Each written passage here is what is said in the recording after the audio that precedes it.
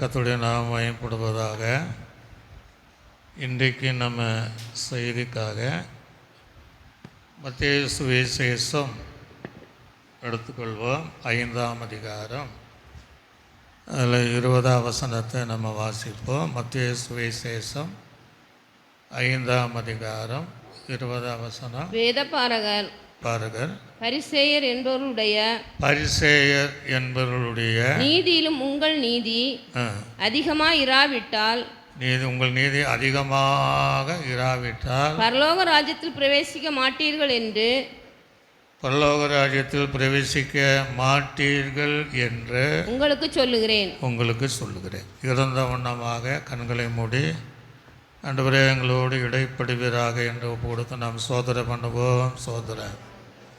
கர்த்தர் எங்களோடு கூட இடைப்படுவீராக. இயேசு கிறிஸ்துவின் நாமத்தில் ஜெபிக்கிறோம் நல்ல பிதாவே, ஆமென். அல்லேலூயா. இன்னைக்கு பிரசங்கத்துடைய தலைப்பு உங்கள் நீதி அதிகமாயிராவிட்டால் மெய்யாகவே நீங்கள் பரலோக ராஜ்யத்திற்கு பிரவேசிக்க மாட்டேன்.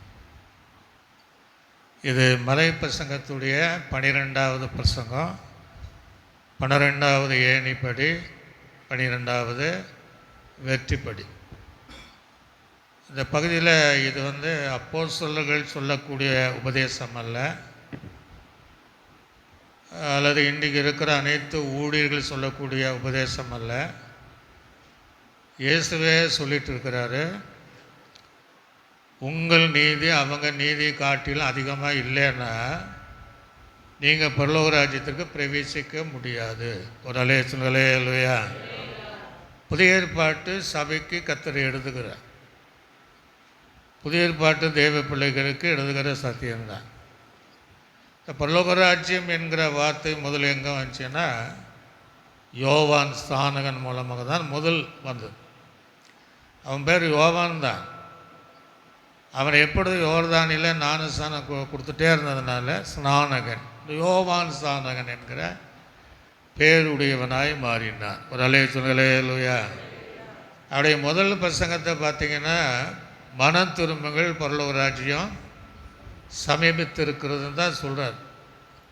ஆனால் வந்தவர்களை எல்லாரும் பார்த்து விரியன் பாம்பு கூட்டுகளை வருகிற கோபாக்கணிக்கு தப்பித்து கொள்ள வகை காட்டினவன் யார்? ஏன்னா வரவெல்லாம் ஞானஸ்நானம் எடுத்தால் போதுன்ட்டு பாவத்தோடு வருகிறார்.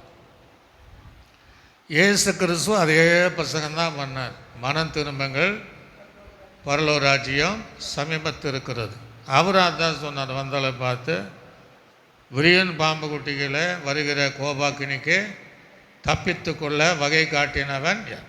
அப்போ அந்த கோபத்துக்கு தப்பித்து கொள்வது ஒரு மனம் திரும்புதல் தான். ஆனால் பாவத்தோடு மனம் திரும்பினா பரலோக ராஜ்யம் போக முடியாது. யோவான் சுவிசேஷத்தில் 3ஆம் அதிகாரம் 3:5 வாசித்து பார்த்தீங்கன்னா, ஒருவன் மறுபடியும் இயேசு பிரதித்திரமாக ஒருவன் ஜலத்தினாலும் ஆவியினாலும் பிறவாவிட்டால் தேவனுடைய ராஜ்யத்தில் பிரவேசிக்க மாட்டான் என்று மெய்யாகவே உனக்கு சொல்லுகிறேன். அது அவர் பண்ண பிரசங்கம் தான். ஆக ஒருவன் மறுபடி ஜலத்தினாலும் ஆவியினாலும் பிறக்கலைன்னா மெய்யாகவேன்ட்டார். இங்கே வேதபாரகனுடைய பரிசேயனுடைய நீதி உங்கள் நீதி அவருடைய நீதியை காட்டில் அதிகமாக இல்லைன்னா நீங்களும் பரலோக ராஜ்யத்தை என்ன செய்ய முடியாதா? பிரவேசிக்க முடியாது. ஒரு அல்லேலூயா. இன்னும் நீங்கள் மத்தேயு சுவிசேஷத்தில் 18ஆம் அதிகாரம் 1ஆம் வசனம் முதல் 3ஆம் வசனம் வரைக்கும் வாசிக்கும் போது, அவ்வேளையிலே சீசர்கள் இயேசுவிடத்தில் வந்து பரலோக ராஜ்யத்தில் எவன் பெரியவனாய் இருப்பான் என்று கேட்டார்கள். இயேசு ஒரு சிறு பிள்ளையை இயேசு ஒரு சிறு பிள்ளையை தன்னிடத்தில் அழைத்து அதை அவர்கள் நடுவே நிறுத்தி நீங்கள் மனம் திரும்பி பிள்ளைகள் போல ஆகாவிட்டால் பரலோக ராஜ்யத்தில் பிரவேசிக்க மாட்டீர்கள் என்று மெய்யாகவே உங்களுக்கு சொல்லுகிறேன். ஒரு அலைச்சுங்களே அல்லேலூயா. அப்ப என்ன கற்றுக்கொள்ள முடியும்? பரலோக ராஜ்யம் போனோம்னா மனம் திரும்புவது அவசியம். பாவத்தை விட்டு மனம் திரும்பணும். அதுக்கு பின்பு ஞானஸ்நானம் எடுக்கணும், பரிசுத்த ஆவியினுடைய அபிஷேகம் பெற்றணும். அதோடு நிறுத்தி விடாமல் நம்முடைய சுபாவங்கள் சிறு குழந்தை போல இருக்கணுமா? ஒரு அலேச்சுங்களே அல்லேலூயா. இன்றைக்கி நம்ம அப்படி இருக்கிறோமா அப்படின்னு பார்க்கணும். வளர்ச்சியில் புருஷர்களை போல இருக்கணும், சுபாவங்களில் குழந்தைகளை போல இருக்கணும். இந்த குழந்தைகள்லாம் நம்ம வீட்டிலலாம் பார்த்திங்கன்னா ஒன்றுக்கு ஒன்றும் அடிப்பாங்க. நம்ம பயப்படும். அடுத்த நிமிஷம் உள்ளே போயிட்டு வெளியே வந்தால் 2 பேர் கொஞ்சிட்டு இருப்பாங்க. இப்போ அவங்களுக்குள்ள எந்த மாயமாலமோ கசப்போ பகையோ எதுவுமே இருக்காது. அதனால் ஆண்டு சொல்கிறாரு, ஞானஸ்நானம் எடுத்தால் மாத்திரமல்ல, ஒரு குழந்தை சுபாவத்தை போல் நீங்கள் இல்லைன்னா சீசர்களுக்கும் சொல்கிறாரு, நீங்கள் மெய்யாகவே பரலோக ராஜ்யத்துக்கு என்ன செய்ய முடியாது? பிரவேசிக்க முடியாது. ஒரு அல்லேலூயா. இன்னொரு பகுதியை வாசித்து மீண்டும் இதுக்குள்ளே வருவோம். மத்திய 19ஆம் அதிகாரம் 22-23 வாசித்தால், அந்த வாலிபன் நாயசாஸ்திரியின் வார்த்தை சொல்லுது, ஒரு வாலிபன் இயேசுவிடத்தில் வந்து, நான் நித்திய ஜீவனை சுதந்திரிக் கொள்வதுக்கு நான் என்ன இதை அடுத்து வாசிப்போம், என்ன செய்யணும்? அப்போ அவர் கேட்குறாரப்பா, நீ கற்பனைகளெல்லாம் அது சின்ன வயசுலேருந்து நான் என்ன செய்கிறேன்? சின்ன வயசுலேருந்தே நான் ரொம்ப சரியாக தான் இருக்கிறேன். அப்படியா? அப்போ உன்னை ஆசையை விட்டு நீ தரித்திறது கொடு அப்படின்னார். அவன் ஐஸ்வர்யவான். அதை கேட்ட உடனே அவன் துக்க முகமாய் வந்தான்னா. ஒரு அல்லேலூயா. அந்த வசனத்தை வாசிங்க இப்போ. அந்த வாலிபன் மிகுந்த ஆஸ்தி உள்ளவனாய் இருந்தபடியால் இந்த வார்த்தையை கேட்டபொழுது துக்கமடைந்தவனாய் போய்விட்டார். அப்பொழுது இயேசு தம்முடைய சீசர்களை நோக்கி, ஐஸ்வர்யவான் பரலோக ராஜ்யத்தில் பிரவேசிப்பது அரிது, ரொம்ப கஷ்டம், அரிது என்று மெய்யாகவே ஒரு அல்லேலூயா. அப்படின்னா ஐஸ்வர்யவான்கள் எல்லாரும் போக மாட்டாங்களா? அப்படிங்கிறது அல்ல. கர்த்தருடைய ஆசீர்வாதமே ஐஸ்வர்யத்தை தரும், அதோட வேதனையை கூட்ட.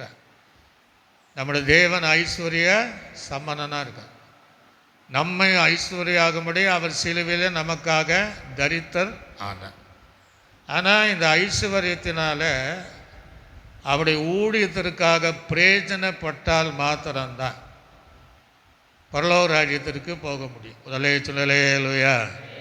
அதுதான் அங்கே பார்க்குறோம். இப்படி இருந்தாலும் அப்போது மனம் திரும்பினா பத்தாது, ஞானஸ்நானம் எடுத்தாலும் பத்தாது, பரிசுத்தாவிடைய அபிஷேகம் பெற்றாலும் பத்தாது, சிறு குழந்தைகளை போல இருக்கணும். ஒரு அல்லேலூயா. தாழ்மை இருக்கணும்.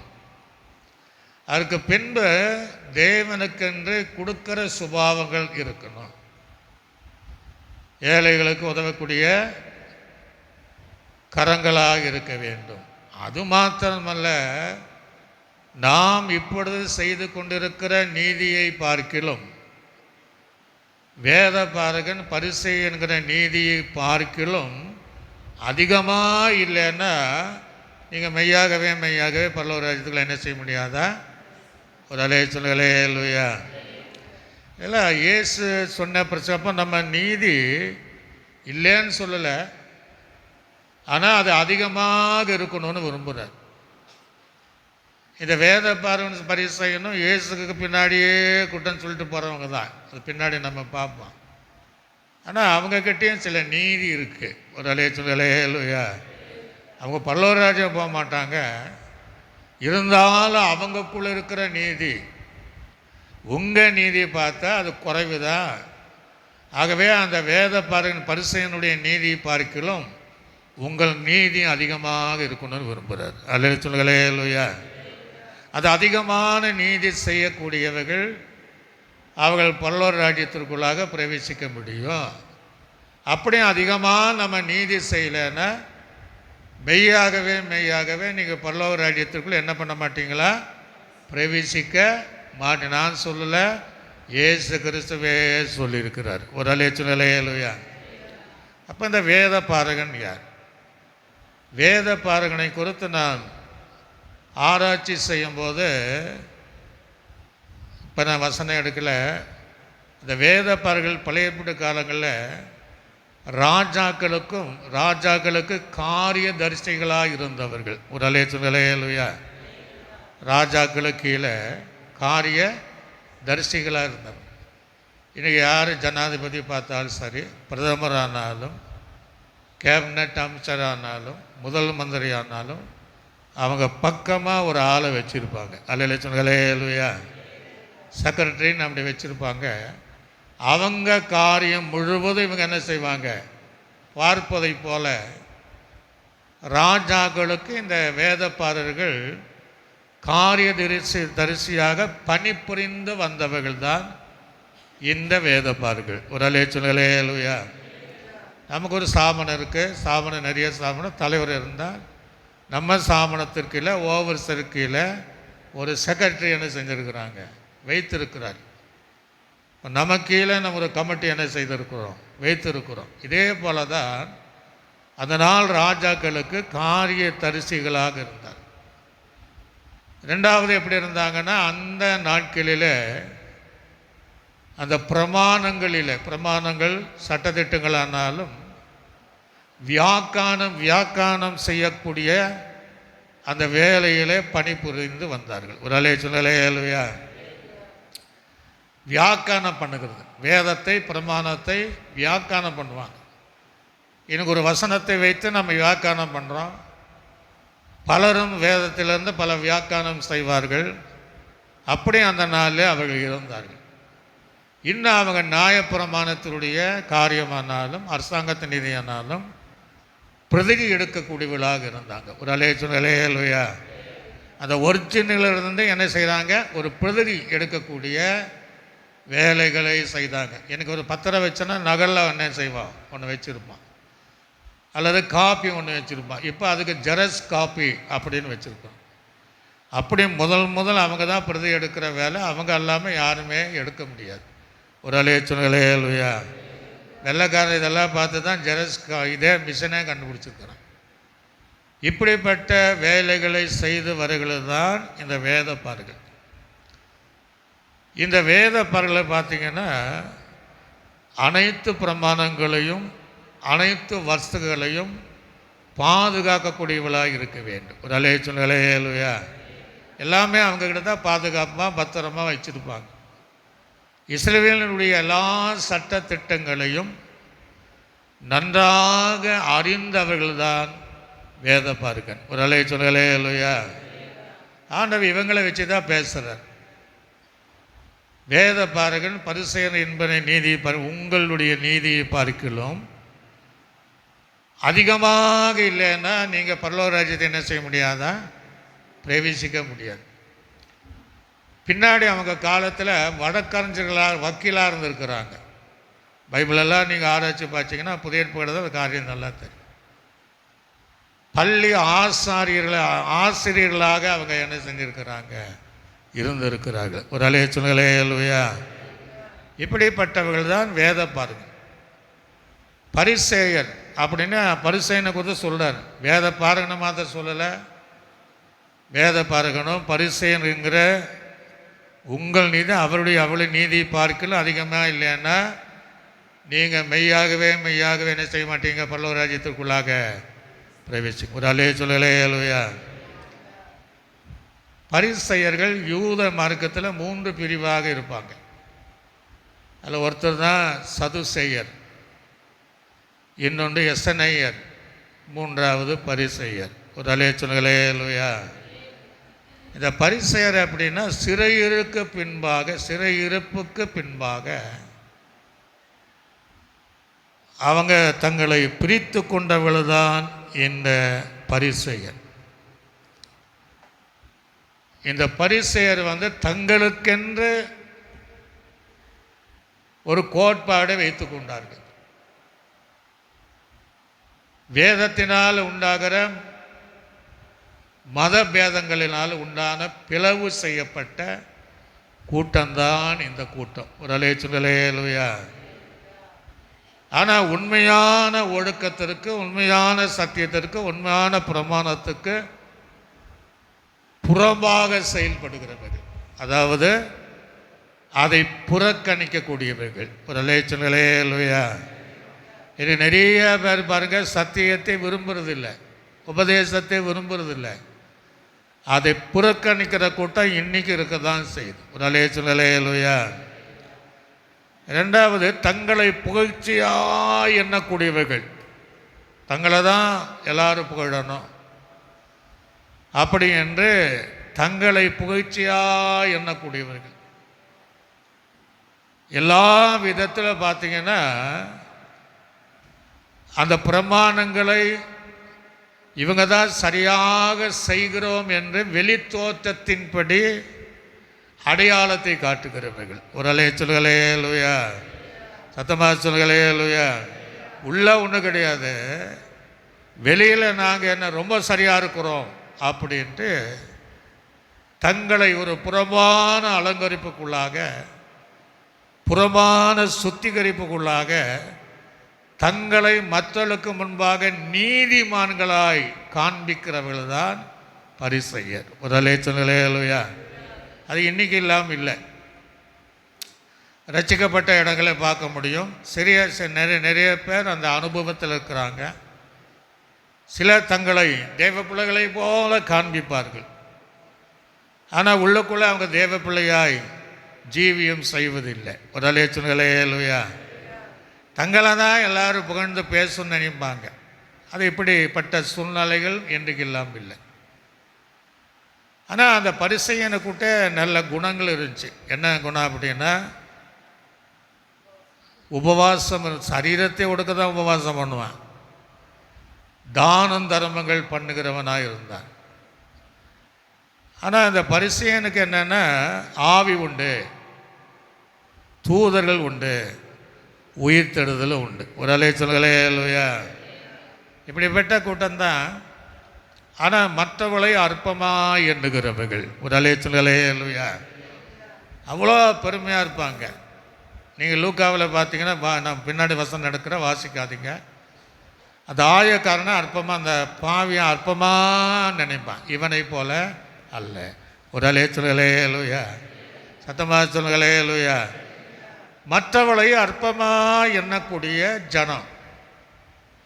அப்போ நீங்களும் நானும் மற்றவளையும் அற்பமாக எண்ணக்கூடாது. காரணம் என்னென்னா, அவங்களுக்குள்ளே இருக்கிற அந்த பெருமை. ஒரு அலேச்சுலையா. அது ஆணவம், நாங்கள் தான், மற்றது ஒன்றும் கிடையாது என்று சொல்லக்கூடிய அது எண்ணங்கள் இருப்பதினால மற்றவளையும் அற்பமாக எண்ணக்கூடிய ஒரு சூழ்நிலையில் வாழ்ந்தவர்கள் தான் இந்த பரிசேயர். இது கேட்கிற தேவப்பிள்ளை சபையிலிருந்து கேட்டாலும் தூரத்திலிருந்து கேட்டாலும் நாம் யாரையும் அற்பமாக எண்ணக்கூடாது. ஒரு அலேச்சுலையா. கூடுமானவரை சபையை வரக்கூடியவைகளை நம்மை போல நேசிக்கணும், தவிர இவெல்லாம் ஒரு பெரிய ஆள அப்படின்னு அற்பமாய் எண்ணுகிற இடத்துல நாம் இருக்கக்கூடாது. ஒரு அலேச்சுலையா. சபை என்பது பொதுவானது, எல்லாரும் வரலாம் என்பது தான் வேத சத்தியம். எல்லாருக்கும் ஜப வீடுங்கிறார். ஆக இங்கே உயர்ந்தவனும் தாழ்ந்தவனும் எந்த வித்தியாசம் கிடையாது. எல்லாமே இயேசுடைய சொந்த இரத்தத்தினால் கடவப்பட்ட சபையாக இருக்கிறோம். ஒரு அலேச்சுலையா. அதனால் எல்லாரும் சகோதராக நேசிக்கணும், எல்லாரும் சகோதரிகளாக நேசிக்கணும்.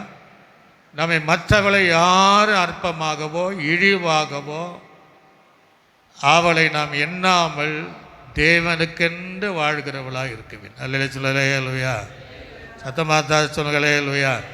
நான் முந்தி வந்தவன் பிந்தி வந்தால் அந்த வேலைக்கு இடம் கொடுக்காம இருக்குவேன். இப்போ இயேசு கிறிஸ்துடைய ஜீவியத்தில் பார்த்திங்கன்னா, இவங்களுக்கு அவருக்கு நேரடியான சில சம்பவங்கள் நடைபெறும். இப்போ நீங்கள் மத்தேயு சுவிசேஷத்தை அப்படியே திருப்பி கொள்ளுங்க,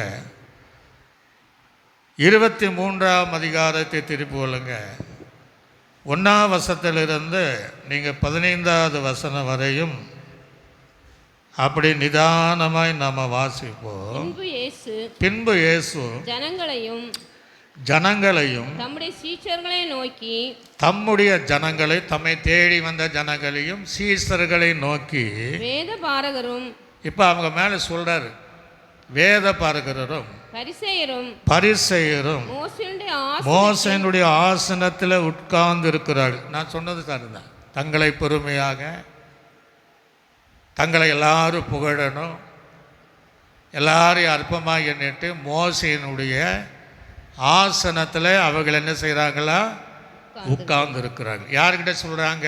தம்மை தேடி வந்த ஜனத்திடத்திலும் சீசிட சொல்கிறாங்க, எப்பா இவங்க நீங்கள் நினைக்கிற மாதிரி கிடையாது, இவங்க இப்படிப்பட்டவங்க.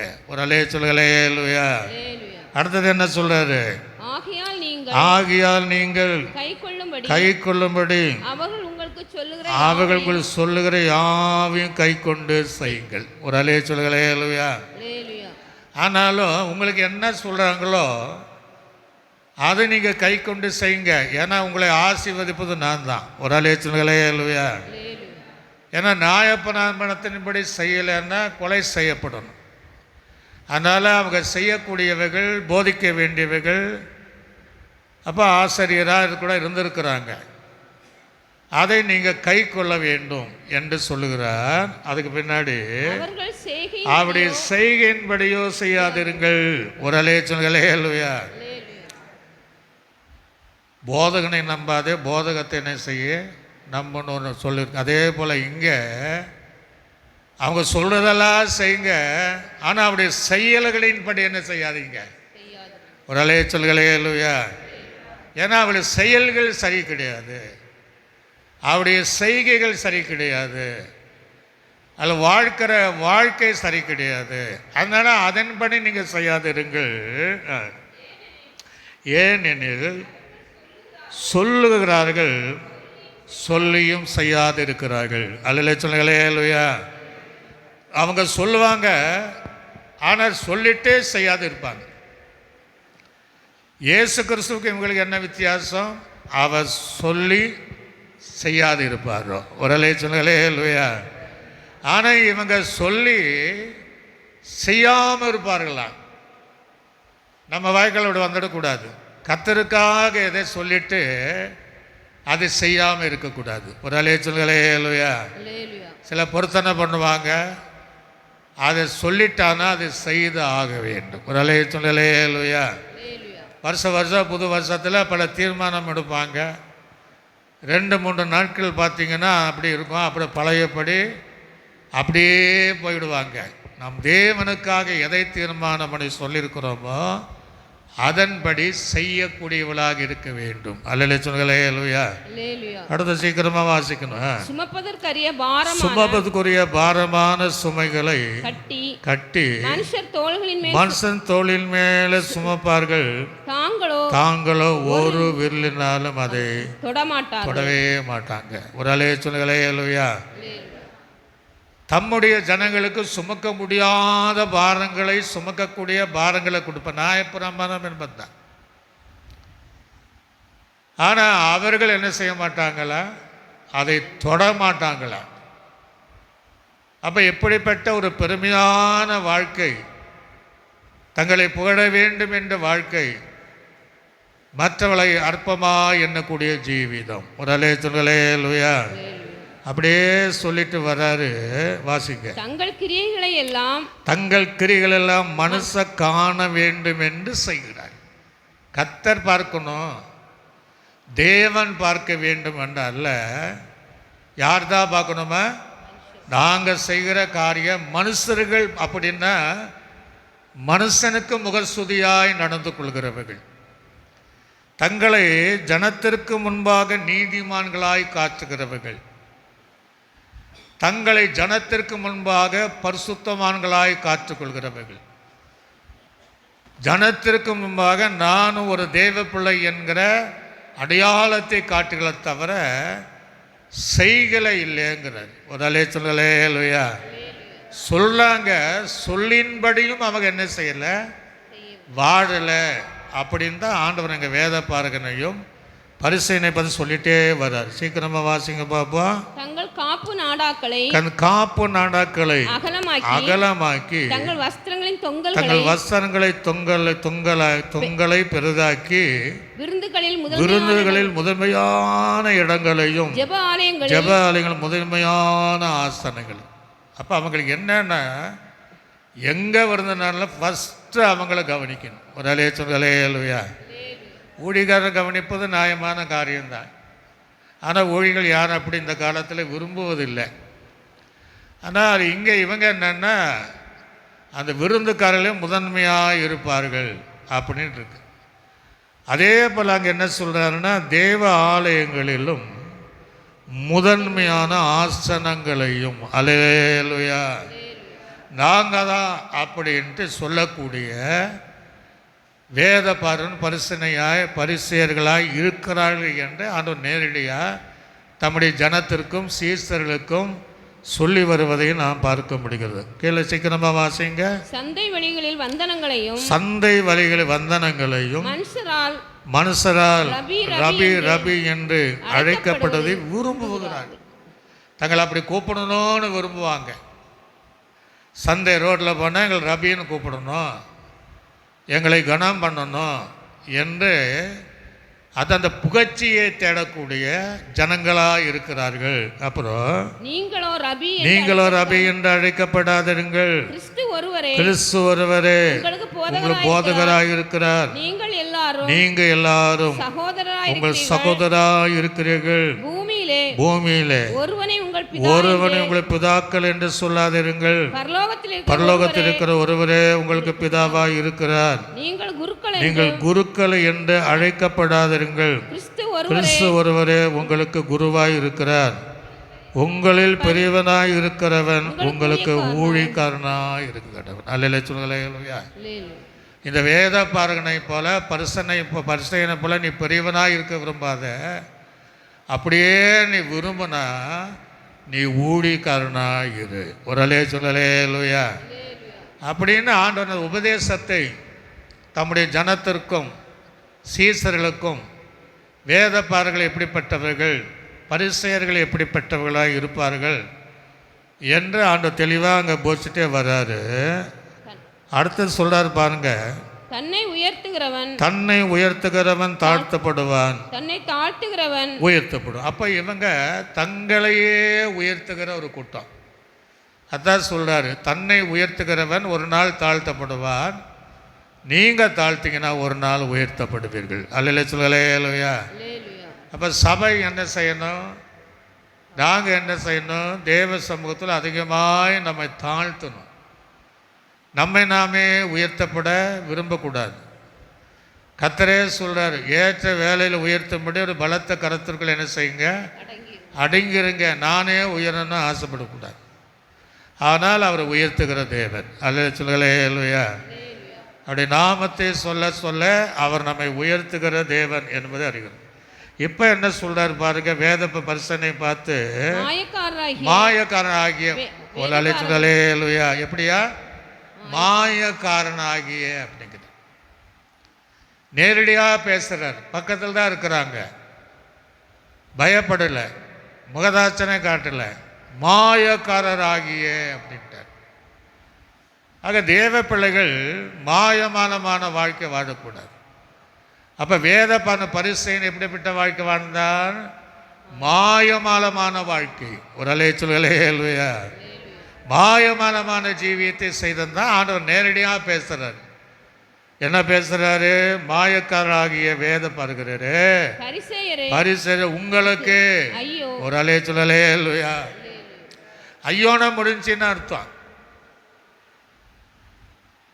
ஐயோ என்றால் தங்களுடைய வாழ்க்கையை முடிஞ்சு. அது இயேசுவே சொல்றாரு, உங்களுக்கு ஐயோ. அல்லேலூயா. வேத புத்தகத்தில் ஏசையா சொல்வதெல்லாம் பாருங்க, அவனுக்கு ஐயோ இவனுக்கு ஐயோங்கிறான். கடைசி அவனுக்கே ஐயாங்கண்ணா ஒரு அலைய சொல்லலே இல்லையா. ஒரு அக்கினி ஒரு தழல் நாவை தொட்ட உடனே ஐயோ நான் அதமானே, அசுத்த மனுஷ நடுவிலே நான் வாசம் செய்ய. ஆக சொல்றாரு ஐயோ மனுஷர்கள் பிரவேசியாதபடி பரலோக ராஜ்யத்தை பூட்டு போடுகிறீர்கள், நீங்களும் அதில் பிரவேசிப்பது இல்லை, பிரவேசிக்க போவளையும் பிரவேசிக்க விடுகிறது இல்லையான்ட்டார். பரலோக ராஜ்யத்தை நீங்களும் வர மாட்டீங்க, பரலோக ராஜ்யத்தை பூட்டு போட்டு வச்சிருக்கிறீங்க.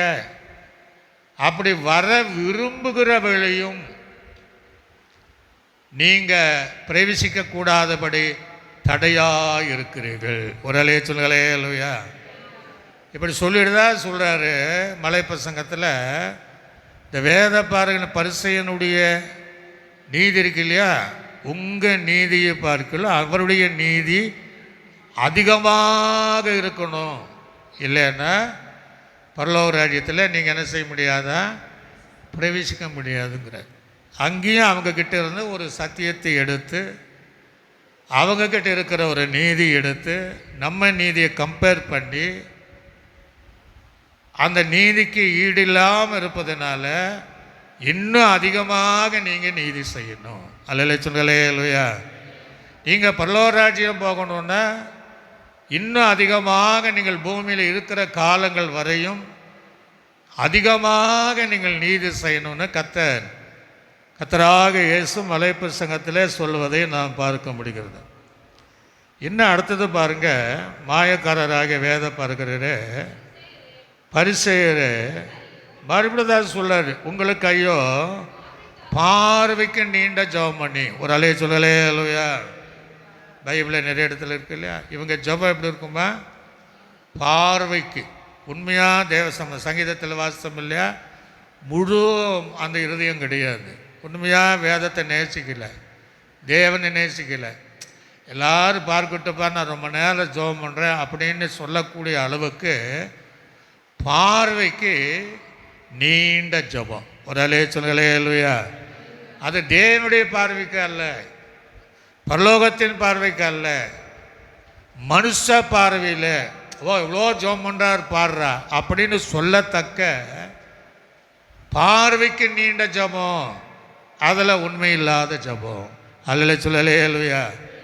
கர்த்தரை ஏற்றுக்கொள்ளாத ஜெபம், கர்த்தர் பிரியப்படாத ஜெபம், கர்த்தரிடத்தில் பதில் வராத ஜெபம், இப்படி தான் அவங்க வாழ்க்கை. அதனால் ஐயோங்கிறார். பார்வைக்கு நீண்ட ஜெபம் பண்ணி விதவெளின் வீடுகளை பட்சித்து போடுவீர்கள், இது நிமித்தம் அதிக ஆக்கினி அடைவீர்கள். அல்ல சொல்களே இல்லையா. ஜெபம் பண்ணுறதுனால அதிக ஆக்கினியா, ஜெபம் பண்ணுறதுனால ஆச்சரியமாக இருக்கு இல்லையா. நம்ம ஜெபம் தவறாய் போய்விடக்கூடாது. அல்ல சொல்லலே இல்லையா. மனுஷனுக்கு முன்பாக ஜபிக்கக்கூடாது, மனிதன் பிரியப்படுகிற மணியாக நம்ம ஜெபம் பண்ணக்கூடாது. ஆக நமக்கு ஆக்கினி வந்துடும். ஆகவே அங்கே சொல்கிறார் அடுத்த வசனத்தில் வாசிக்கும் போது, மாயக்காரர் வேத பரகிறே பரிசேயரே உங்களுக்கு ஐயோ ஒருவனை உங்கள் மார்க்கத்தானாக முடியும். உங்கள் மார்க்கத்தான், நல்ல கவனிங்க, கிறிஸ்துவின் மார்க்கத்தானாக மாறல, புதிய ஏற்பட்ட உபதேசத்தினுடைய மார்க்கத்தானாக மாறல, உங்க மார்க்கத்தான்றாரு. சுய மார்க்கம் உடையவர்கள், அல்ல சொல்லையா, சுய வழிய உடையவர்கள், தங்களுக்கென்ற ஒரு மார்க்கத்தை வைத்து கொண்டவர்கள். அங்க சொல்றாரு உங்கள் மார்க்கத்தான் ஆகும்படி சமுத்திரத்தையும் பூமி அது ஒருத்தனாக பூமியை சுற்றி திரிகிறீர்கள். அவன் உங்கள் மார்க்கத்தான் ஆன போது அவனை உங்களின் ரெட்டிப்பான நரகத்தின் மகன் ஆக்குகிறீர்கள். உடலே சொல்லலே இல்லையா, சத்தமாக சொல்லுங்களே இல்லையா. அப்போ அவங்க செய்கிற ஆத்துமா சொல்றாரு, ஒரு சமுத்திரத்தில் இன்னொரு சமுத்திரம் வரை நீ அலைந்து திரைந்து உன்னுடைய மார்க்கத்தை சொல்லி கற்பனைகளை சொல்லி, போன வாரம் தேவன் அந்த நியாயமனத்தை முடிவாக இருந்த அதை சொல்லி நீ ஒருவனை உன்னுடைய மார்க்கத்தான் ஆகும்போது உன்னை பார்க்கிலும் ரெட்டித்தனையான நரகத்துக்கு மகனாக்குகிறீர்களே. உடலே சொல்லலே இல்லையா? இப்போ என்ன அர்த்தம்? நீயும் போக மாட்ட, அதை சம்பாதிக்கிறவனும் போக மாட்டான், அவனும் ரெட்டிப்பான நரகத்துடைய பலனுக்கு பாத்திரவானாக இருக்கிறான். இந்த 2 பேரை வச்சு தான் ஆண்டவர் மலை பிரசங்கத்தில் அவங்கக்குள்ளே இருக்கிற நீதியை சொல்கிறார், நம்ம நீதியை சொல்கிறார். அப்போ உங்கள் நீதி அதிகமாக இராவிட்டால் நீங்கள் பரலோக ராஜ்யத்துக்குள்ளாக பிரவேசிக்க முடியாதுங்கிறார். ஒரு அலைய சொல்களே இல்லையா? இப்போ நீங்கள் மத்திய சுவிசேஷம் 23ஆம் அதிகாரம் 23வது வசனத்தை வாசிங்க. மாயக்காரராகிய வேதபாரகரே, நல்ல கவனிங்க.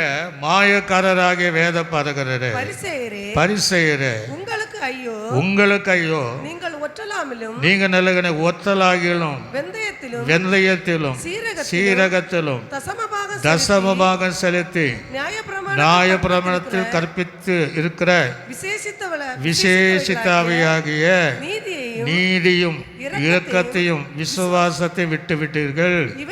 இவைகளை செய்ய வேண்டும், அவைகளையும் விட்டு விடாது இருக்கிறேன். அல்ல சொல்லலையா? நல்லவங்க தான். இன்னைக்கு அப்படின்னு நம்ம தசமமாக கொடுக்குறோமானா இல்லை. வெந்தயத்தில், ஜீரகத்தில், ஓமத்தில் எல்லாத்திலும் தசமமாக செலுத்துகிறாங்க. அவங்க அதை வச்சு தான் நமக்கு இப்போ பண்ணுறோம். அந்த அவங்க செய்கிற நீதியை பார்க்கிலும் ஒரு அலையத்துலையா இல்லையா? ஆனால் அவங்க என்ன பண்ணிட்டாங்கன்னா அதெல்லாம் நல்லது தான். நீதியை விட்டாங்க, பாவத்துக்கு மறைத்து நீதிக்கு பிழைக்கிறத விட்டுட்டாங்க. இயேசு ஒரு நீதிபரர் என்பதையும் அறிந்து கொள்ளலை. ஒரு அலையத்துலையா இல்லையா? ஆபிரகாம் விசுவாசித்தான், அது அவனுக்கு நீதியாய் எண்ணப்பட்டது. கர்த்தர் கொடுத்த நீதிதான சத்தியத்தின் மேலே கவனம் செலுத்தாமல் போயிட்டாங்க. இரக்க குணம் கிடையாது. ஓய்வு நாளில் யாராவது விழுந்து போனால் தூக்க மாட்டாங்க, ஒரு மாடு விழுந்தாலும் தூக்க மாட்டாங்க. இயேசு ஓய்வு நாளிலே சுகமாக்குறாரு பார்த்தீங்களா, அதுக்கு குற்றம் சொல்லுவாங்க. ஒரு அலை சொன்னலே இல்லையா? ஓய்வு நாளிலே சீசர்கள் கதிரை பொறுக்கி கையில் நேரட்டி சாப்பிட்றாங்க பாருங்க, அதையும் குற்றம் சொல்கிறாங்க. கை கலாவாமல் என்ன செய்கிறாங்க? சாப்பிட்றாங்க என்று சொல்லி குற்றம் சொல்கிறவர்கள் தான் இவர்கள். ஆனால் மற்ற விஷயத்தில் எல்லாம் கரெக்டாக இருக்கிறாங்க. ஆனால் இவங்களுக்கு இரக்கம் கிடையாது, நீதிக்கு விசுவாசம் கிடையாது, இயேசுவின் மேலே விசுவாசம் கிடையாது. விசுவாசத்தை தொடங்கினவரும் முடிக்கிறவரும் கர்த்தராக இயேசு. அல்ல சொல்களே இல்லையா? அதெல்லாம் விட்டுட்டாங்க. இதை மாத்திரம் அவர் செய்தவர். அவர் சொல்கிறாரு அதுவும் அவசியம்தான், இதையும் விட்டு விடக்கூடாது. அல்ல சொல்களே இல்லையா? என்று இந்த வேத பரணிடத்திலிருந்து ஒரு சத்தியத்தை, சில காரியங்களை தேவன் நமக்கு கற்றுத்தருகிறார். 25ஆம் வசனத்துக்கு வாசிங்க. 23, 25. மாயக்காரராகிய வேத பரிசேயரே, உங்களுக்கு ஐயோ, பான பாத்திரங்களில் வெளிப்புறத்தை சுத்தமாக்குகிறீர்கள், உட்புறத்தையோ கொள்ளையினாலும் அநீதித்தினாலும் நிறைந்திருக்கிறது. வெளியே பார்த்தா நீதிமான்கள், வெளியே பார்த்தா பரிசுத்தவான்கள், ஆனால் உள்ளுக்குள்ளே ஒன்றும் கிடையாது. ஒரு அலைய சொல்லலே இல்லையா? அநீதியினாலும் கொள்ளையினாலும் உள்ளே என்ன செய்தா? ஆக வெளியில் இருக்கிறோம். நிறைய பேர் நம்ம வாழ்க்கை நம்ம பார்க்க, நிறைய பேர் சந்திக்கிறோம். வெளியில் பார்த்தா ஒரு பூர்ண தேவ பிள்ளை போல தான் பார்க்க முடிகிறது. ஆனால் உள்ளுக்குள்ளே ஜீவியம் எப்படி இருக்கு? ஒரு அலைய சொல்லலே இல்லையா? அலங்கோலமாக இருக்கிறது. கர்த்தரை அருவருக்கிற காரியங்களாக இருக்குது. ஆனால் வெளியில் நம்ம தேவ பிள்ளையாக இருக்கிறோம், நம்ம பார்த்தாலே கண்டுபிடிச்சிடலாம். அதுக்கு சொல்கிறாரு, வெள்ளையடிக்கப்பட்ட கல்லறையே அப்படிங்கிறான் அப்படின்னு சொல்கிறாரு. புறம்பான நம்ம தேவ பிள்ளைகளைப் போல, பரிசுத்தமான்களைப் போல, நீதிமான்களைப் போல இருந்தாலும் உள்ளுக்குள்ளேயும் அந்த எண்ணங்கள் இருக்க வேண்டும். ஒரு அலைய சொல்லலே இல்லையா? கையில் வைத்து சொல்களே இல்லையா? சொல்லுவாங்க வெளி எல்லாம், சிலர் சொல்லுவாங்க எல்லாம் வெளி வேசங்க அப்படிம்பாங்க. சிலர் சொல்லுவாங்க எல்லாம் வெளி வேசங்க, உள்ளே ஒன்றுமே கிடையாது, சாட்சி கிடையாது, விசுவாச ஜீவியம் கிடையாது, எல்லாமே மாயமலந்தான். எல்லாமே என்ன சொல்லுவாங்க, அந்த வேஷந்தான் என்று சொல்லக்கூடிய ஒரு காரியம் தான் பார்க்க முடியும். அல்ல சொல்லையா இன்னச்சர் சொல்லுவாங்க, அதில் வெறும் படம் காட்டுறாங்க, உள்ள ஜீவிதத்தில் ஒன்றும் இல்லையாம்பாங்க. இவங்க வாழ்க்கை வெளியில் அப்படி தான் இருந்துச்சு. அதனால தான் ஆண்டவர் அவங்களை வெறுத்தாலும் அவங்கக்கிட்ட இருந்த சில நன்மைகளை நாம் அதிகமாக செய்யணும். ஒரு அலைய சொல்லுங்களேயா, அவங்க செய்ததுனால பரலோகராஜ்யம் போக முடியல. அதனால் தேவ பிள்ளைகளாக செய்து போக வேண்டும் என்று கர்த்தர் என்ன செய்கிறார், அவர் விரும்புகிற தேவனாக இருக்கிறார். அதுக்கு அடுத்த வசனத்தை கூட வாசிங்க.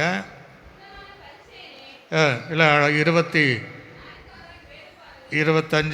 குருடர்களே, குருடரான பரிசேயரே வாசிங்க.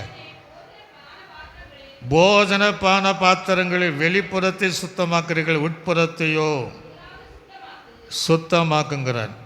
அப்போது நீ முதல்ல உனக்கு உள்ளத்தை சுத்தம் பண்ணு. பைபிள் இருக்க உள்ளத்தில் யூதனானவன் தான் யூதன். உலலை சொல்லலே அல்லவையா, வெளி தோற்றத்தின்படி அல்ல. ரட்சிக்கப்பட்ட பிள்ளைகளுடைய உள்ளங்கள் என்ன செய்யணும், சரியாக இருக்கும். இருதயங்கள் சரியாக இருக்கணும். இருதயத்தில் சுத்தம் உள்ளவர்கள் அவர்கள் என்னவா, பாக்கியவான்கள், அவர்கள் தேவனை தரிசிப்பேன். வெளியிலையும் வேணும், உள்ளேயும் வேணும். அல்ல சொன்னங்களே அல்லையா. அப்போ 2 இடத்துல கர்த்தர் நம்ம இடத்துல அதிகமான அந்த நீதியை கர்த்தர் விரும்பி. ஆனால் அவங்ககிட்ட இல்லை. பாத்திரத்தை வெளியேத்தான் நீ பளபளப்பாக வச்சிருக்கிற, உள்ள அசுத்தமாக இருக்குங்கிறார். உரலே சொல்லலே அல்லையா. அதாவது ஒரு வீட்டுக்கு போகிறோம், வெளியில் பாத்திரம் பளபளப்பாக இருக்குது, ஆனால் உள்ளுக்குள்ளே சாணியும் சகதியுமாக இருந்து டீ தந்தால் குடிப்போமா? குடிக்க மாட்டோம்.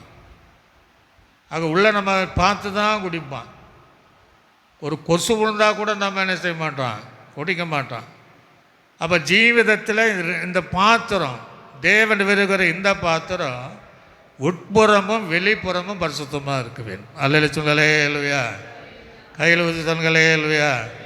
அதான் சொல்கிறார் மலைப்பிரசங்கத்தில், இந்த வேத பார்க்கனுடைய பரிசேயனுடைய நீதி உங்கள் நீதியை பார்க்கலும் அதிகமாக இராவிட்டார் நீங்கள் மெய்யாகவே பரலோக ராஜ்யத்துக்குள்ளாக பிரவேசிக்க முடியாது. 26, 27, 28 வாசிங்க. மாயக்கார வேத பார்க்கிற பரிசேயர் உங்களுக்கு ஐயோ, வெள்ளை அடிக்கப்பட்ட கல்லறை கொப்பாக இருக்கிறீர்கள். அவர்கள் புறம்பே அலங்காரமாய் காணப்படும், உள்ளே மரித்தனுடைய எலும்புகளினாலும் சகல அசுத்தத்தினாலும். நீங்கள் கல்லறையில் போய் பார்த்தீங்கன்னா கல்லறை அப்படியே ஒயிட் வாஷ் பண்ணி பார்த்தா ரொம்ப அழகாக இருக்கும். ஒரு அலைய சொன்னலே இல்லையா. நம்ம மாவட்டத்தில் தான் கல்லறை பிரதிஷ்டெல்லாம் பண்ணுவாங்க, மற்ற இடத்துல பண்ணுறதில்ல. வீடு பிரதிஷ்டை பண்ணுற மாதிரி பண்ணுவாங்க. எங்கள் 2 பசங்களுக்கு நான் அதை வேண்டான்ட்டேன். அப்படியெல்லாம் பண்ணி பார்த்தா அந்த கல்லறை எவ்வளோதான் இருக்கும், அழகாக தான் இருக்கும். ஆனால் உள்ளுக்குள்ளே மரித்து போனவனுடைய அந்த இடத்த தோண்டி பார்த்தா எப்படி தான் இருக்கும், எலும்புகளால் நிறைவு. ஒரு அலைய சொல்லலே இல்லையா. அங்கே மனுஷன் நிற்க முடியாத கெட்ட வாசனை என்ன செய்யும், இருக்கும். அதே இந்த வேத பார்வையுடைய பரிசினுடைய ஜீவியம். அதே போல் நம்ம இருந்துடக்கூடாது. நம்ம வெளியில் வெள்ளாடிக்கப்பட்ட கல்லறையாக இருந்துடக்கூடாது. உள்ளக்குள்ளே மரித்தருடைய எலும்பினாலும் அசுத்தத்தினாலும் நம்முடைய ஜீவிதங்கள் நிரம்பி இருக்கக்கூடாது. முதலே சொல்களே அல்லையா. அப்படியேப்பட்டவளை தான் சொல்கிறார், மெய்யாகவே மெய்யாக. அடுத்த வசனத்தை வாசிங்க. அப்படியே நீங்களும் மனுஷருக்கு நீதிமான்கள் என்று புறமே காணப்படுகிறீர்கள், உள்ளத்திலோ மாயத்தினாலும் நிறைந்திருக்கிறீர்கள். நீங்கள் மனுஷனுக்கு முன்பாக தான் தேவ பிள்ளையாய் காண்பிக்க தவிர உள்ளத்தில் ஒரே மாயமானதான் அக்கிரமத்தினாலும் நிறைந்திருக்கிறது. அல்ல சொல்லலே இல்லையா. அடுத்த வசனத்தை கூட வாசித்து நான் இன்னும் வேறு பார்ப்போம். மாயக்கர வேத பருகிற பரிசேயரே உங்களுக்கு ஐயோ, நீங்கள் நீதிமன்ற தீர்க்கதரிசி கல்லறைகளை கட்டி நீதிமல் சமாதிகளை சிங்காரித்து அப்படிங்கிறார். இன்றைக்கி நிறைய இடத்த பார்த்தீங்கன்னா கல்லில் பார்த்தோன்னா ஒரு வீடாக கட்டிடலாம். அந்த அளவுக்கு பளிங்கு கற்களினால அந்த கல்லறை சிங்காரம் பண்ணி வைத்திருக்கிற இடம் நிறைய இருக்கு. அல்லேலூயா அல்லேலூயா. அப்படி உங்கள் வாழ்க்கை நீங்கள் பண்ணிட்டுருக்கீங்க, ஆனால் உள்ள ஒன்றும் கிடையாதுங்கிறார். அதனால்தான் இந்த மலைப்பிரசங்கத்தில் அந்த 5ஆம் அதிகாரம் 20ஆம் வசனத்தில் வேத பாருங்கள், பரிசேயனுடைய நீதி உங்கள் நீதியை நம்ம நீதியை ஏட் பண்ணிட்டு அந்த நீதி அதிகமாக இராவிட்டால் நீங்கள் பரலோக ராஜ்யத்திற்குள்ளாக பிரவேசிக்க மாட்டீர்கள் என்று கர்த்தர் சொல்லுகிறார். அல்லேலூயா.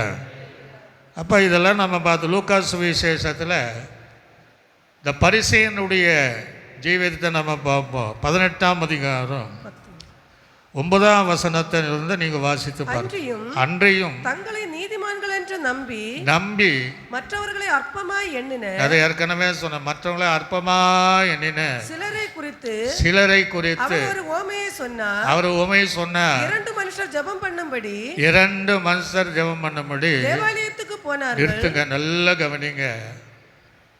அப்ப இவர்கள் யாருன்னா வேத பாரகனானாலும் பரிசேயனானாலும் தேவ ஆலயத்துக்கு சரியாக போயிடுவான். ஒரு அலைய சொல்கலையா, கையில் சொல்கலையா, சனிக்கிழமை தூரம் அவன் போயிடுவான், தவறவே மாட்டான்.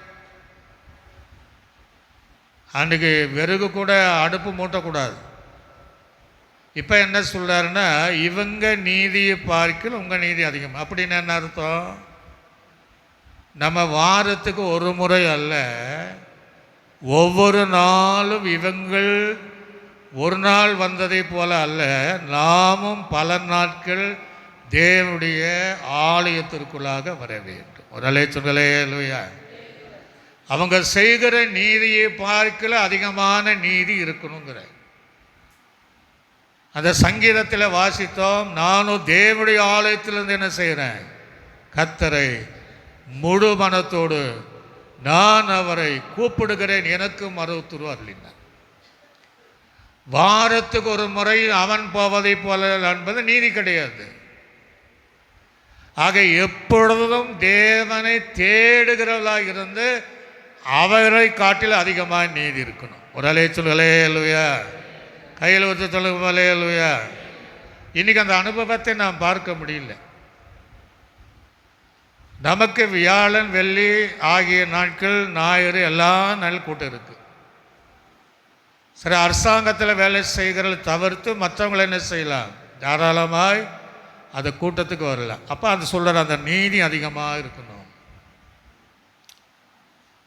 இன்றைக்கி நாம் தீர்மானம் பண்ணோம், ஆலயத்தில் நடக்கக்கூடிய கூட்டம் மாத்திரமல்ல, ஒருவன் தனிப்பட்ட முறையிலும் தேவாலயத்தில் அடிக்கடி வந்து ஜெபித்து குடும்பமாகவோ தனி மனிதனாகவோ தேவாலயத்தில் சார்ந்திருந்தால் அந்த வேத பார்க்கணும் பரிசனையை பார்த்து பரிசேர்களை பார்க்கலாம் நம்முடைய நீதி அதிகமாக இருக்கும். ஒரு அலையா தீர்மானம் பண்ணணும். வீட்டில் சும்மா தான் இருக்கிறோம், பைபிள் ஸ்டடிக்கெல்லாம் செய்யலாம், வரலாம், உபவாச கூட்டத்துக்கு வரலாம். கடந்த நாளில் ஒரு 1000 பேர் சர்ச்சில் உள்ள இடத்துல ஊழிகளெல்லாம் எப்படிங்கன்னு கேட்டேன். உபவாசம் பாஸ்தா எத்தனை பேர் வந்தாங்க? 4 பேர் தான் வந்தாங்க. அப்போ சொன்னேன், இதெல்லாம் கடைசி காலங்கள், சத்துரு வஞ்சிக்கிறான். ஆனால் இவங்க தேவாலயத்தில் எவ்வளோ சரியாக இருந்திருக்கிறாங்களோ இவங்க நீதியை பார்க்கலும் நாம் அதிகமாக தேவனை தேடணும். ஒரு அலையா.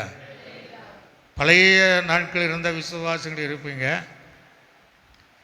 சனிக்கிழமை என்ன செய்வாங்கன்னா, அன்றைக்கெல்லாம் பக்கமெல்லாம் பெந்தகோஸ்து சபை கிடையாது, ஏதோ ஒரு இடத்துல இருக்கும், கிராமப்புறத்தில் இருந்து நடையாக வருவாங்க. இப்போ எல்லா வீட்டில் 3 வண்டி 4 வண்டி வசதி வாய்ப்பெல்லாம் இருக்குது, அதனால் வர முடியல. நடந்து கட்டு சோறு கட்டி சனிக்கிழமை முழுவதும் தேவாலயத்தில் இருந்துட்டு, இன்றைக்கெல்லாம் பாஸ்டங்க அடிப்பாங்களாம், அடியும் வாங்கிட்டு ஞாயிற்றுக்கிழமை ஆராதி சாயங்காலமாக தான் வருவாங்க. ஒரு அலைய சொல்லுயா, கையில் சொல்லுயா. இன்றைக்கி நமக்கு 2:30 மணிக்கு தூரம் இருப்பதற்கு நமக்கு ஒரு சங்கடமாக தான் இருக்கு. அதான் சொல்கிறார், அவன் நீதியை பார்க்கலாம் உங்கள் நீதி அதிகமாக இராவிட்டால் நீ மெய்யாகவே நீங்கள் பரலோக ராஜ்யத்துக்குள்ளாக பிரவேசிக்க மாட்டீங்க. அல்லேலூயா சொல்லுங்களே. அல்லேலூயா. தேவனுடைய ஆலயத்தில் எப்பொழுதும் நாட்டப்பட்டவளாக இருக்க வேண்டும். சில சபை கூடி வருவதை விட்டுவிடத்தை போல விட்டுவிடாதவளாக இருக்கணும். அவள் இன்னொரு காரியம் செய்வான், சரியான நேரத்துக்கு போவான். ஒரு அலே சொல்லலே. அல்லேலூயா. சரியான கூட்டங்கள் முடிந்த பின்னாடி தான் அவன் வீட்டை வெளியே போவான். அப்போ இன்றைக்கி தேவாலயத்தில் எப்படி வரோம்? தாமதமாய் வருகிறோம். சிலர் ஒழுங்கு கிரமமாக நம்ம வரோம், போகும்போது சில வேகமாக போகிற கூட்டங்கள் இருக்கத்தான் செய்யுது. ஆக இவர்களை பார்க்கலாம் அதிகமான நீதி தேவாலயத்தின் மேலே நமக்கு உண்டாக வேண்டும். அல்லேலூயா சொல்லுங்களே. அல்லேலூயா. கையில் விட்டு சொல்லுங்களே. அல்லேலூயா. அடுத்தது நீங்கள் பார்த்தீங்கன்னா அது வாசித்து பாருங்க. 2 மனுஷர் ஜெபம் பண்ணும்படி தேவாலயத்துக்கு போனார்கள். அப்போ என்ன பண்ண முடியும் போனாங்களா? ஜெபம் பண்ண முடியும் போனாங்க. பார்வைக்கு நீண்ட ஜெபமோ அவங்க எதுக்கு தான் போயிருக்கிறாங்க? ஜெபம் பண்ண முடியும் போயிருக்கிறாங்க. இப்போ நம்ம ஜெபத்தை எடுத்துருங்க, அவங்க ஜெபத்தை பாருங்க. ஆண்டு சொல்றாரு, இவங்க ஜெபத்தை பார்க்கலாம் ஊன் ஜெபம் அதிகமாக இராவிட்டால். அல்லேலூயா சொல்லுங்களே. அல்லேலூயா. சத்தமாக சொல்லுங்களே. அல்லேலூயா. நீங்கள் எத்தனை பேர் நம்ம ஜெபம் பண்ணுறோம்? ஆண்டவர் நம்ம எச்சரிச்சுட்டே இருக்கிறார்.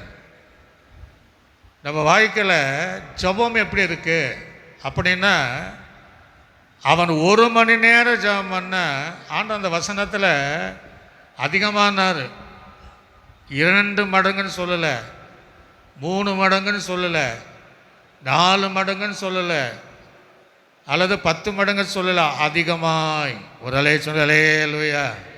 கையில் சொல்லுங்களே. அல்லேலூயா.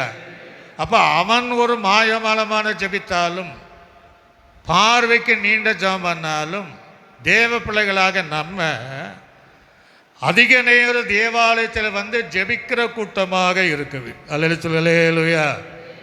அப்போ தான் அவங்க நீதியை பார்க்கல நம்ம அதிகமான நீதி செய்திருக்கிறோம். அப்படி நீதி செய்கிற கூட்டம்தான் பரலோக ராஜ்யத்துக்குள்ளாக பிரவேசிக்க முடியும். அல்லேலூயா சொல்லுங்களே. அல்லேலூயா. தனி ஜெபம் பண்ணாலும் அதிகமாக ஜெபிக்கணும். நம்ம முழங்கால் ஜெபம் கூட வச்சுருக்கிறோம். எத்தனை பேர் நம்ம ஜெபம் பண்ணுறோம்? ஆக ஜெபிக்கிற கூட்டமாக இருக்கணும். அவங்க 1 மணி நேரம் பண்ண, நான் 5 மணி நேரம் நான் பண்ணுவேன், அது 2 மணி நேரம் பண்ணுவேன் என்று நம்முடைய ஜெப நேரத்தை அதிகமாக்க வேண்டும் என்று தான் கர்த்தர் அவங்களை கொண்டு அவங்கக்கிட்ட இருக்கிற சில நல்ல குணங்களை தேவன் நம்ம கற்று அதற்கு அதிகமாக இருக்க வேண்டும் என்று கர்த்தர் கற்றுத்தருகிறார். அல்லேலூயா சொல்லுங்களே. அல்லேலூயா. அதுக்கு பின்னாடி அவங்க என்ன பண்ணாங்களா? வாசிங்க. ஒருவன் பரிசேயன், மற்றவன் ஆயக்காரன். பரிசேயன் நின்று தேவனே நான் பரிகார அநியாயக்கார ஆகிய மற்ற மனுஷரை போல அற்பமா என்றாங்க. அல்ல, இந்த ஆயக்காரனை போல இராதபடி உம்மை ஸ்தோத்திரிக்கிறேன். ஒரு அலை சொல்லுங்களே. அல்லேலூயா. இப்போ என்ன பண்ணுறாங்க? கர்த்தரை ஸ்தோத்திரம் பண்ணுறாங்க. சங்கீதத்தில் அழகாக அந்த தியானம் பண்ண எப்படி நம்ம ஸ்தோத்திரம் பண்ணோமா? தேவனை நேசிக்கணும், வசனத்தையும் நேசிக்கணும், ஆலயத்தையும் நேசிக்கணும், நேசித்து தேவனை ஸ்தோத்திரம் பண்ணணும். ஒரு அலே சொல்லுங்களே. அல்லேலூயா. எத்தனை பேர் நம்ம ஸ்தோத்திரம் பண்ணுறோம்? ஸ்தோத்திரமே பண்ணுறதில்ல.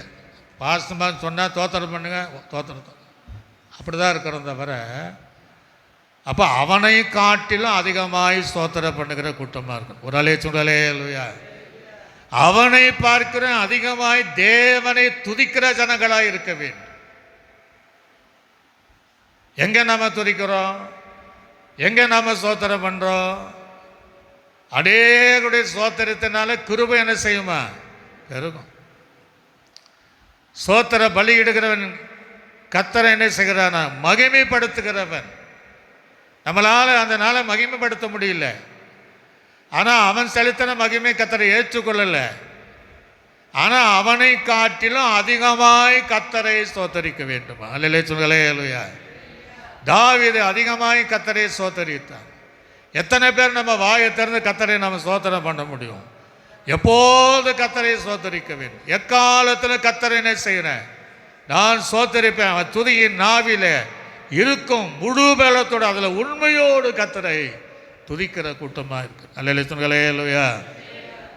அதான் சொல்கிறார், அவங்க நீதியை பார்க்கலாம்.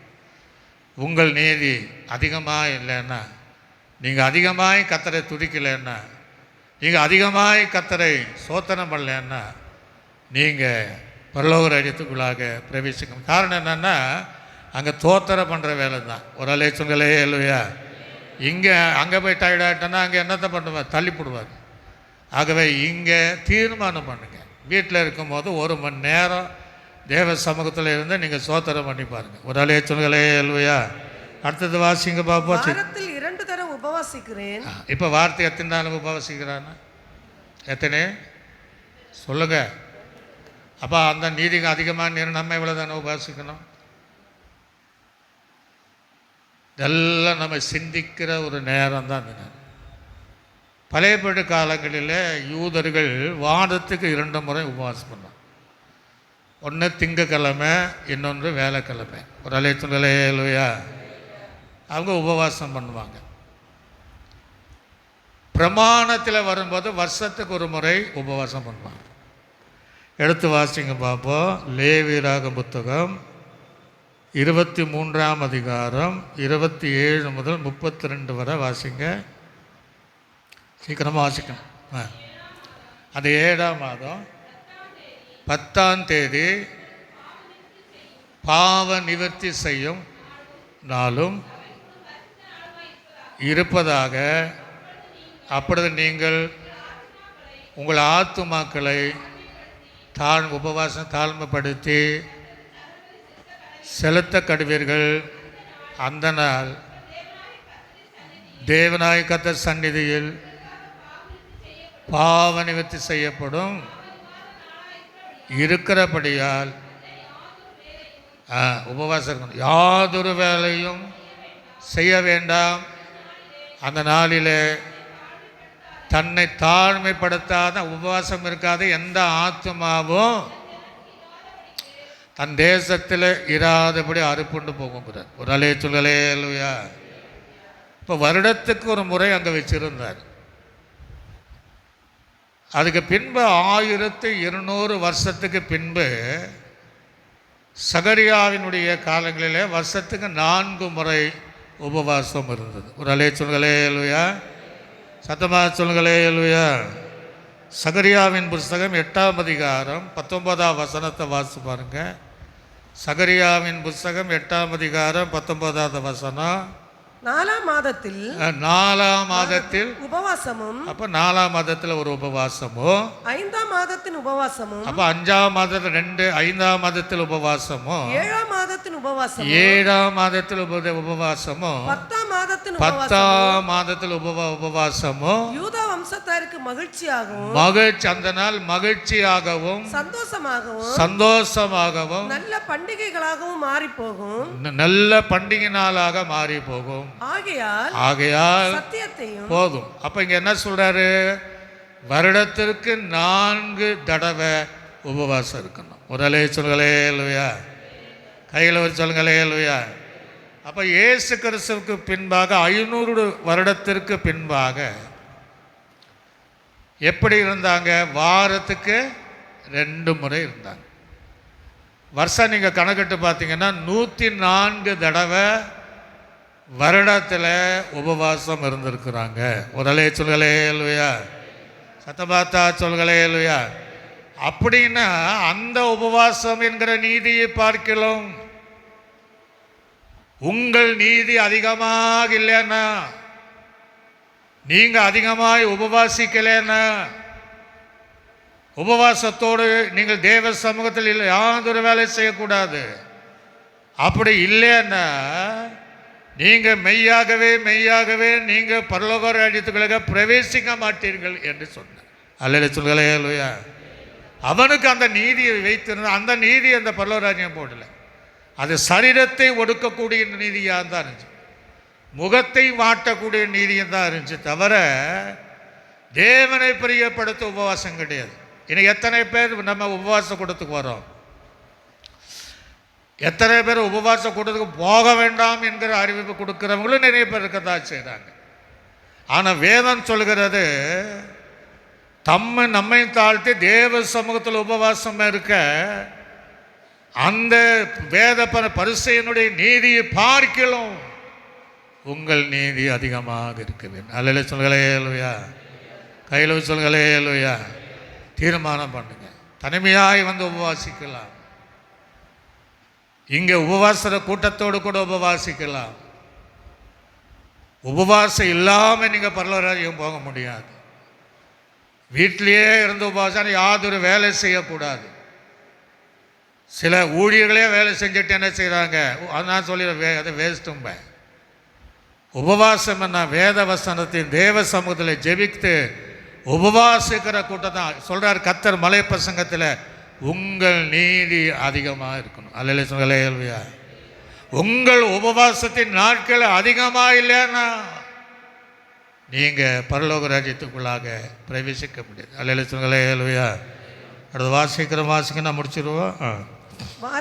வாரத்தில் 2 தரம் உபவாசிக்கிறேன், சம்பாத்தியத்தில் எல்லாம் தசமபாகம் செலுத்தி வருகிறேன் என்று ஒரு அலைச்சொல்லையில செலுத்தி வருகிறேன் என்று சொல்லி தனக்குள்ளே ஜெபம் பண்ணினான். ஒரு அலைச்சொல்லையா? இப்போ தனக்கு உண்டானவைகளை எல்லாம் என்ன செய்தான்னா தசமபாகம் செலுத்தினான். இப்போ என்ன சொல்கிறாருன்னா, அவன் செலுத்தின தசமபாகை பார்க்கிலும் அவன் செலுத்தின காணிக்கை பார்க்கிலும் உங்களுடைய நீங்கள் செலுத்தக்கூடிய தசமமான காணிக்கையானாலும் அதிகமாக இல்லைன்னா நீங்கள் பரலோக ராஜ்யத்துக்கு பிரவேசிக்க மாட்டீர்கள் என்று கர்த்தர் சொல்கிறார். ஒரு அலே சொல்களே இல்லையா? கையில் சொல்களே இல்லையா? புதிய பிரகாரத்தில் சொல்லுவாங்க தசமமாகவே இல்லைங்க அப்படின்னு சொல்லக்கூடிய கூட்டர் அழகாக அப்படி சொல்லி வச்சு அதிகமாக இருக்கணும்ட்டார். ஒரு குறிப்பிட்ட இடங்களில் அவங்க வெளிநாட்டிலேருந்து ஸ்பான்சர் வந்திருக்கு, அதனால் ஜனத்தை சேர்க்கணும் என்பதற்காக காணிக்க வேண்டாம், தசமமாக வேண்டாம் அப்படின்ட்டு அறிவிப்பு கொடுத்து நிறைய பேர் போனாங்களா கிராமப்புறத்தில் இருந்து. கடைசியாக அந்த ஸ்பான்சர் கட்டாகி போச்சு. கட்டான பார்த்து சொன்னார், அந்த ஒவ்வொரு கொஞ்சம் வண்டியை அனுப்புகிற அந்த குழுக்கு இருக்காங்க இல்லையா, நாங்கள் இப்போ தப்பு பண்ணிட்டோம், எங்கள் ஸ்பான்சர் கட்டாகி போச்சு, அதனால் தயவு செய்து நாங்கள் சொன்னால் தப்பாக வந்துடும், கொஞ்சம் தசமபாகத்தை குறித்து காணி கொடுத்தா நீங்களே சொல்லுங்கள். ஒரு அலே சொல்களே இல்லையா? கையில் சொல்லுங்க பாலே இல்லையா? ஆக ஆண்டவர் சொல்கிறார் 4 மடங்கு அதை அதிகமாக சொல்கிறார்.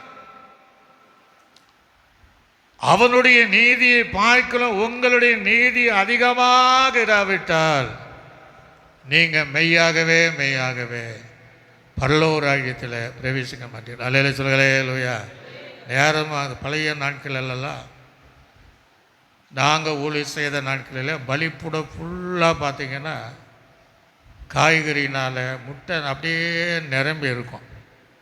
அப்படிப்பட்ட ஒரு காலங்கள் தேவ பிள்ளைகள் உண்மையாக இருந்தாங்க. விறகு எல்லாமே அந்த முதல் சபையில் இருந்தால் பாருங்கள், டெம்பால் தேங்காய் கொண்டு வந்து கொட்டுவார். அந்த மாதிரி தேவ பிள்ளைகள் இன்றைக்கெல்லாம் வர வர வர வர வர என்ன செய்யுது, அந்த தசமமாகவே கொடுக்காத தேவ பிள்ளைகள் கூட நிறைய பேர் இருக்க தான் செய்கிறாங்க. ஒரு அலே சொல்களே இல்லையா? ஆண்டவர் கர்த்தர் உங்களோடு பேசுகிறார். அது இல்லாமல் ஆசீர்வதிக்க முடியாது, அதை கொடுக்காம பரலோக ராஜ்யத்தை என்ன செய்ய முடியாது, பிரவேசிக்க முடியாது. ஆகவே தெளிவாக சொல்வார், அந்த நீதியை பார்க்கிறோம் உங்கள் நீதி அதிகமாக இராவிட்டால் நீங்கள் பரலோக ராஜ்யத்துக்குள்ளாக பிரவேசிக்க முடியாது. ஒரு அலே சொல்களே இல்லையா? மீண்டும் அந்த மத்திய 5:20 வாசித்து நாம் முடிப்போம். வேத பாரகர் பரிசேயர் என்பவருடைய நீதியிலும் உங்கள் நம்ம கொஞ்சம் நீதி செய்கிறோம் இல்லைன்னு, உங்கள் நீதி அதிகமாக இராவிட்டால் பரலோக ராஜ்யத்தில் பிரவேசிக்க மாட்டீர்கள் என்று சொல்லுகிறேன். எல்லாரும் எழுப்பி நின்று ஆண்டு சமூகத்தை நோக்கி எதிலெல்லாம் நம்ம அதிகமாக இல்லையோ தீர்மானம் பண்ணுங்க. தீர்மானம் பண்ணிவிட்டு நம்ம மீண்டும் பழைய நிலைமை கூட இருக்கக்கூடாது. ஜெப நேரங்கள், தேவனை துதிக்கிற நேரங்கள், தேவனுடைய ஆலயத்துக்கு வர வேண்டிய காரியங்கள், உபவாசமாக இருக்கக்கூடிய காரியங்கள், கர்த்தருக்கு செலுத்த வேண்டிய காணிக்க தசமம் எல்லாவற்றிலும் உங்கள் நீதி அதிகமாக இராவிட்டால் மெய்யாகவே நீங்கள் பரலோக ராஜ்யத்தில் பிரவேசிக்க மாட்டீங்க என்று சொன்னார். எல்லா கண்களையும் மூடி அதற்காக எல்லாம் ஸ்தோத்திரம் பண்ணி நம்ம அர்ப்பணித்து, ஏன்னா அது இயேசுவே செய்த பிரசங்கம்தான். இந்த நாய் திருப்பினால இந்த பிரசங்கத்தை சொல்லி தான் கேட்பார். நீ எப்படி ஜப வாழ்க்கை எப்படி இருந்துச்சு, நீ எப்படி ஸ்தோத்திரம் பண்ண, எப்படி தேவாலயத்துக்கு வந்திருக்கிற, எப்போ நீ உபவாசம் பண்ண, உன் தசம பாகலெல்லாம் சம்பாதிகள் எல்லாவற்றிலும் கர்த்தருக்கு நீ கொடுத்தாயா என்று கேட்கும்போது நம்ம தைரியமாய் பதில் சொல்லக்கூடிய இடத்துல இருக்கு. அதுக்காக கர்த்தரை நாம் சோதனை பண்ணுவோம். நீ பிதாவாகிய தேவனை நாம் சோதனை பண்ணுவோம். சோதரம் கர்த்தராக இயேசு கிறிஸ்துவை நாம் சோதனை பண்ணுவோம். நம்மை ஆற்றி தேற்றி வழி நடத்தின பரிசுத்தாவியானவரை நாம் சோதனை பண்ணுவோம். நல்ல ஆண்டவரே நன்றி செலுத்துகிறோம். இந்த மாதம் 8ஆம் மாதத்துடைய கடைசி இந்த ஓய்வு நாளிலும் மத்திய 5:20 படி 12வது ஏணிப்படி இருக்கிற மலை பிரசங்கத்தை வேத பாரகனுக்கும் பரிசேயனுக்கும் ஒப்பிட்டு அவனை நீதியை பார்க்கலாம் உங்கள் நீதி அதிகமாக இராவிட்டால் பரலோக ராஜ்யத்தில் மெய்யாகவே நீங்கள் பிரவேசிக்க முடியாது என்று சொன்னீராப்பா. அது அதிகமாக என்று சொல்லியிருக்கீங்க. செய்தி கேட்ட ஜனங்கள் இனி வருகிற காலங்களில் அப்படிப்பட்ட அர்ப்பணிப்போடு ஜீவிக்க உதவி செய்கிறார். அவங்க எதை செய்தாலும் நான் கர்த்தருக்கு செய்கிறேன் என்கிற எண்ணங்களோடு ஜீவிக்க உதவி செய். தூரத்தில் கேட்கிற தேவ பிள்ளைகளோடு இடைப்பட்டிருப்பதற்கு ஆயுசோம். அவங்க போகக்கூடிய சபைகளுக்கு அவர்கள் உண்மையாக இருக்க உதவி செய்கிறார். துதிகான மகிமை எடுத்துக்கொள்ளுங்க. இயேசு கிறிஸ்துவின் நாமத்தில் ஜெபிக்கிறோம். என் நல்ல பிதாவே ஆமென். என் ஆத்துமாவே கர்த்தரை, என் முழு உள்ளமே பசுனாம், என் ஆத்துமாவே கர்த்தர் செய்த சகல புகழ் மறவாதே ஆமென். கர்த்தராகிய கிருபையும் பிதாவாகிய தேவனுடைய அன்பும் பரிசுத்தாவினுடைய அன்னிய ஐக்கியமும் சந்தோஷ சமாதானமும் நம் அனைவரோடும் சகல பரிசுத்தங்களோடும் என்றென்றைக்கும் சதா காலங்களிலும் நம்மோடு இருப்பதாக ஆமென். அல்லேலூயா அல்லேலூயா அல்லேலூயா. கர்த்தர் உங்களை யாவரையும் ஆசீர்வதிப்பார்.